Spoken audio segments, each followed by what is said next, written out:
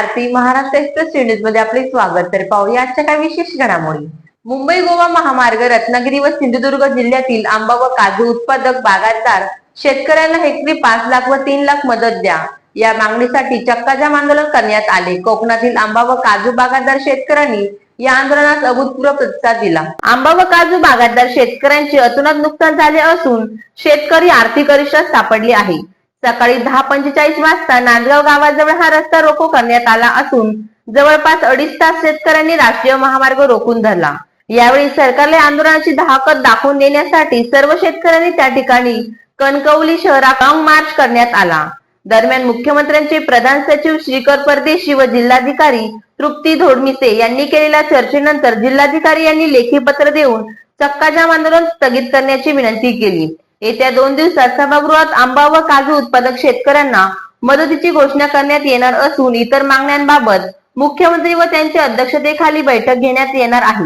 राज्य सरकारकडून आंबा व काजू उत्पादक शेतकऱ्यांना समाधानकारक मोबदला न मिळाल्यास मुख्यमंत्री यांच्या निवासस्थानी जाऊन ठिय्या आंदोलन करण्यात येणार आहे, अशी भूमिका शेतकरी नेते राजू शेट्टी यांनी व्यक्त केली। सरकारनं मदत जाहीर केली नाही तर पुन्हा ओरसमध्ये एक व्यापक बैठक घेऊन त्या दिवशी मुख्यमंत्री कार्यालयावर धडक द्यायचा निर्णय घेतलेला आहे आणि ती तारीख आम्ही 2 दिवसानंतर जाहीर करू।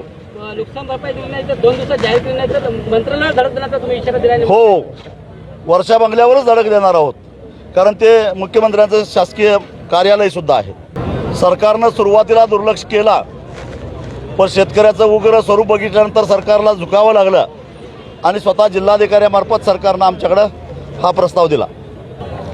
जे आंदोलनकर्ते होते त्यांच्या काही मागण्या होत्या आणि सगळ्यात महत्त्वाची त्यांची मागणी होती की आंबा आणि काजू याचं जे या सीझनमध्ये जे नुकसान झाले त्याचे नुकसान भरपाईच्या बाबत, तर त्याबाबत आम्ही त्यांना आश्वस्त केले। कारण 17 मार्च 2026 रोजी माननीय मुख्यमंत्री महोदय यांच्या अध्यक्षतेखाली एक मीटिंग झाली होती कोकणातील सर्व लोकप्रतिनिधींची। तसेच त्या मीटिंगला आपल्याकडचे मंत्री महोदय होते, आपले पालकमंत्री महोदय होते, त्याच पद्धतीने आपल्याकडचे खासदार महोदय वगैरे होते। तर ह्या सगळ्या मीटिंगमध्ये जे आश्वस्त केलं गेलं होतं मुख्यमंत्री महोदयांकडून की अधिवेशन संपण्यापूर्वी नुकसान भरपाई जाहीर करू, तर त्याबाबतीत मी त्यांना अवगत केलेलं आहे आज। तसेच त्यांचे इतर काही मुद्दे होते की जसं बोगस खते आणि औषधांच्या क्वालिटी कंट्रोलबाबत, तर त्यासाठी देखील मी त्यांना आश्वस्त केले की आम्ही भरारी पथकांची संख्या वाढवू आणि ज्या काही लेखी तोंडी तक्रारी प्राप्त होतील त्या अनुषंगाने आम्ही योग्य सखोल चौकशी करून कारवाई करू।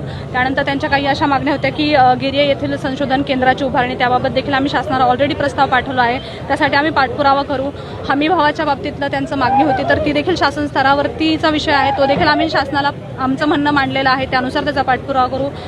काही विषय त्यांनी नवीन आमच्या समोर आणलेले आहेत, जसं की सावकारीचा विषय होता, तर त्या बाबतीत आमचं सहकार विभाग म्हणजे जिल्ह्याचं सहकार उपनिबंधक असतील किंवा वाशी मार्केटचा विषय असेल, म्हणजे सहकार आणि पणन या दोन्ही विभागांना सोबत घेऊन आम्ही त्या अनुषंगाने देखील कारवाई करू असं आम्ही त्यांना आश्वासन दिलेलं आहे। 2 दिवसाची मुदत त्यांनी दिली आहे, नाहीतर मंत्रालयाला धडक देणार असं त्यांनी म्हटलंय किंवा वर्षा बंगल्यावर धडक देणार असं म्हटलंय। काय निर्णय होईल, काय वाटतं याबाबत?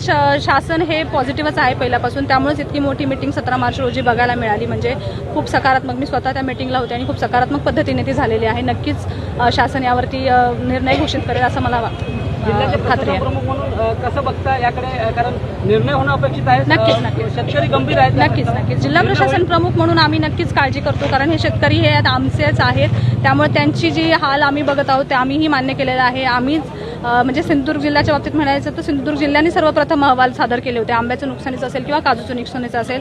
कृषी विद्यापीठाबरोबर पहिलाच सगळ्यात चांगला समन्वय आपला होता आणि सिंधुदुर्ग जिल्ह्यानेच सगळ्यात जास्त ह्याचा व्हॉइस वरती ठेवलेला आहे असं मला नक्की नमूद करावं लागेल। प्रशासन असेल, लोकप्रतिनिधी असतील, माननीय पालकमंत्री महोदय असतील किंवा आपलं शासन असेल महाराष्ट्रात, हे शेतकऱ्यांच्या सोबतच असेल अशी मी ग्वाही देते। तरी होत्या शहरातील महत्त्वाच्या ठळक घडामोडी। अशाच काही नवनवीन घडामोडी पाहण्यासाठी आमच्या चॅनलला लाईक करा, शेअर करा, सबस्क्राईब करा आणि बेल आयकॉन दाबायला विसरू नका। धन्यवाद।